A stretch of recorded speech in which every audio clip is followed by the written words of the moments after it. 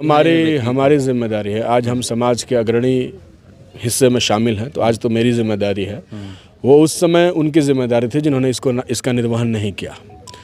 हमारे जितने भी लोग ज़मींदोज कर दिए गए, जितने भी लोगों को किताबों के पन्ने से हटा दिए गए, जितने लोगों के बारे में नहीं बताया गया, हम सब उनको उकेर रहे हैं। देखिए, हम लोग जब इस स्कूल में पढ़ते थे ना, उस समय हाई स्कूलों की संख्या बहुत कम थी, व्यवस्था उतना अच्छा नहीं था। लेकिन जादवपुर हाई स्कूल, ऐसे कई सारे हाई स्कूल इलाके में थे जो बहुत शानदार थे। तो कम संसाधन, कम फंड और कम शिक्षकों की संख्या के बावजूद यह विद्यालय उस समय के शिक्षकों के त्याग और तपस्या का बदौलत 8 घंटे होती हैं। बीच के समय में 2010 के बाद से जब शिक्षकों की संख्या, जब शिक्षक रिटायर हो गए और नए शिक्षकों की बहाली नहीं हुई, उस बीच बहुत बुरा स्थिति था। हम लोग विद्यालयों में जाते थे। मैंने तो कहा कि 2020 में जब मैं एमएलए बना, 21 में, 22 में जब हम स्कूलों में जाते थे कहीं 4, कहीं 3, कहीं 6, कहीं 7 ऐसे ही शिक्षक थे। तो इतने कम शिक्षकों को लेकर के आप कैसे 8 घंटे स्कूल चलाएंगे? तो ये बड़ी समस्या थी। फिर हम लोगों ने इसी विद्यालय से आप पढ़े हैं, मगर जो यहाँ के मतलब विद्यालय जो खोले थे महंत बड़ाई दास नतनी सिंह जी, मूर्ति अनावरण में 60 साल लग गए। हाँ, ये बहुत दुखद है। हम लोगों ने कहा कि और पहले हो जाना चाहिए था, लेकिन चलिए, जब भी होता है, वो कहावत है पुरानी कि जब जागो तब सवेरा। तो अभी हुआ तो अभी ही सही। हम लोग तो ये मांग करेंगे कि महंत बड़ाई दास के बारे में स्कूल के सिलेबस में भी इसको शामिल किया जाए और इनके बारे में लोगों को बताया जाए। ये लोग एक प्रेरणा स्रोत हैं समाज के। इन्होंने जो किया वो आज के दौर के लिए हमें सीखने की ज़रूरत है। आज भौतिकवादी दुनिया है, सब अपने अपने लिए जी रहे हैं, मर रहे हैं। तो कोई समाज के लिए भी सोचे, इसके लिए वो उन्होंने एक आदर्श स्थापित किया कि ज़िंदगी सिर्फ इसलिए नहीं होता। जैसे आप जाते हैं तो आमतौर पर कहावत लोग कहते हैं ना कि भाई क्यों ये सब कर रहे हो, कौन है देखने वाला। तो इससे आदमी विचलित होकर के परमार्थ के कामों को त्याग देता है। लेकिन इन्होंने कहा, इनके जीवन के जो मूल्य हैं वो बताते हैं कि स्वार्थ से ज़्यादा परमार्थ आवश्यक है जीवन में। और आप जब परमार्थ का काम करते हैं तो आप अमर होते हैं। वो आज अमर हैं। आज उनके जीवन के 165 साल के बाद भी हम उन्हें याद कर रहे हैं। तो ये उनके सामाजिक जो उन्होंने दायित्वों का निर्वहन किया, जो त्याग और बलिदान उनका रहा, उसके वजह से याद कर रहे हैं। तो ये एक प्रेरणा हमारे समाज के लिए। आज के युवा जो हमारे पूरा मतलब इस तरह के व्यक्तित्व वाले व्यक्ति जा रहे हैं, कैसे उनको मतलब किसकी जिम्मेवारी है कि उनको याद दिलाया जाए? हमारी जिम्मेदारी है। आज हम समाज के अग्रणी हिस्से में शामिल हैं, तो आज तो मेरी जिम्मेदारी है। वो उस समय उनकी जिम्मेदारी थी जिन्होंने इसका निर्वहन नहीं किया। लेकिन आज सकलदेव बाबू जैसे लोग जो समाज के अगले कतार का झंडा उठाए हुए हैं, उन्होंने याद किया, तो ये जिम्मेदारी बखूबी निभा रहे हैं। और हम लोग इसकी कोशिश कर रहे हैं कि अपने पुरखों को, उनकी यादों को संजो कर रखा जाए। वो हमारा इतिहास है, वो हमारा गौरवशाली इतिहास है। आने वाले लोग, बच्चे उसको पढ़ेंगे। तो आपको हमेशा अपने इतिहास के साथ न्याय करना होता है। तो हम कोशिश करते हैं कि अपने इतिहास के साथ न्याय करें।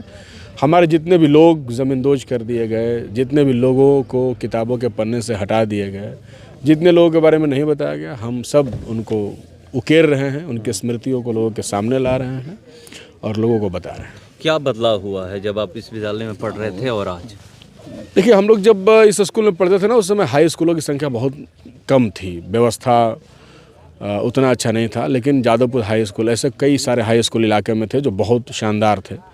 तो कम संसाधन, कम फंड और कम शिक्षकों की संख्या के बावजूद यह विद्यालय उस समय के शिक्षकों के त्याग और तपस्या का बदौलत बहुत शानदार कार्य कर रहा था। और उस समय हम लोगों ने पढ़ाई की। और आप ये कह सकते हैं कि आज जो भी हम लोग अपने आप को प्रेजेंट कर पाते हैं दुनिया के सामने, उसमें एक बहुत बहुमूल्य योगदान इस विद्यालय का रहा है। मन से एक भाषण दे रहे थे, उसमें एक बात बोले कि यहाँ पर पहले जब पढ़ाई होती थी तो हम लोग जब इस विद्यालय में आते तो 8 घंटे गुजारते थे, मगर आज के समय में ये नहीं देखा जा रहा है। जो भी बच्चे नहीं, ऐसा आप नहीं कह सकते हैं। 8 घंटे होती हैं। बीच के समय में 2010 के बाद से जब शिक्षकों की संख्या, जब शिक्षक रिटायर हो गए और नए शिक्षकों की बहाली नहीं हुई, उस बीच बहुत बुरा स्थिति था। हम लोग विद्यालयों में जाते थे। मैंने तो कहा कि 2020 में जब मैं एमएलए बना, 21 में, 22 में जब हम स्कूलों में जाते थे, तो शिक्षक नहीं थे, कहीं 4, कहीं 3, कहीं 6, कहीं 7 ऐसे ही शिक्षक थे। तो इतने कम शिक्षकों को लेकर के आप कैसे 8 घंटे स्कूल चलाएंगे? तो ये बड़ी समस्या थी। फिर हम लोगों ने खुद असेंबली में इसको मजबूती के साथ उठाया और हम इस बात को मानते हैं कि सरकारी शिक्षा बहुत ज़रूरी है गरीबों के डेवलपमेंट के लिए। अगर सरकारी विद्यालय इस तरीके से धराशायी हो जाएंगे तो गरीब के बच्चे शिक्षित नहीं हो पाएंगे। हम लोग जो भी कुछ हैं आपके सामने दिख रहे हैं, उसका एकमात्र वजह एजुकेशन है। हमारे पास कोई पैसा, कोई फंड, कोई संपत्ति, कोई जायदाद नहीं था जिसकी वजह से हम कुछ भी कर पाते। तो शिक्षा जो है जीवन के उन्नति के तमाम मार्ग जो है वो खोल देता है, उसके पास वो चाबी है। तो इसके लिए सरकारी स्कूलों का होना ज़रूरी है जहाँ से गरीबों के बच्चे आएंगे। तो इसके लिए लगातार हम लोगों ने प्रयास किया, मांग उठाया। तब जाकर के 17 महीने में जब हमें सरकार में जाने का, सरकार के साथ मिलकर काम करने का मौका मिला, तो सबसे पहला काम हम लोगों ने किया कि बीपीएससी के माध्यम से शिक्षकों की बहाली की। और आप लोग सबको पता है बिहार में कि उसी दरमियान शिक्षकों की बहाली हुई और उसके बाद से तो सरकार के ऊपर दबाव है, जो भी सरकार आएगी उसके ऊपर ये दबाव रहेगा कि अच्छे शिक्षक को बहाल किया जाए। तो काम आप जब शुरू कर देते हैं, बाकी लोग उसके दबाव में काम करते हैं।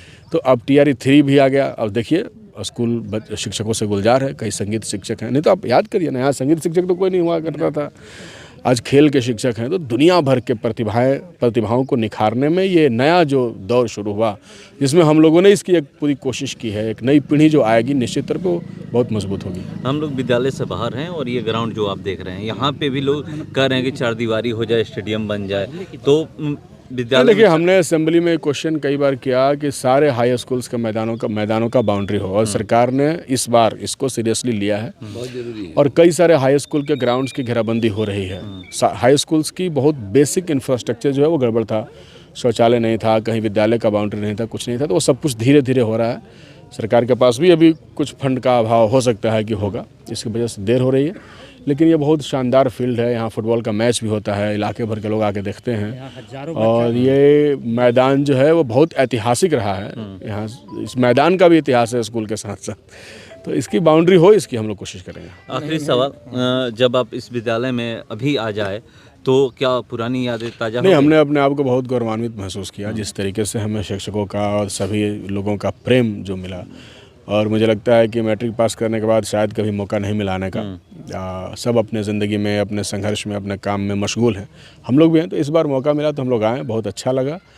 और जब ज़रूरत पड़ेगा सर लोग खोजेंगे हम।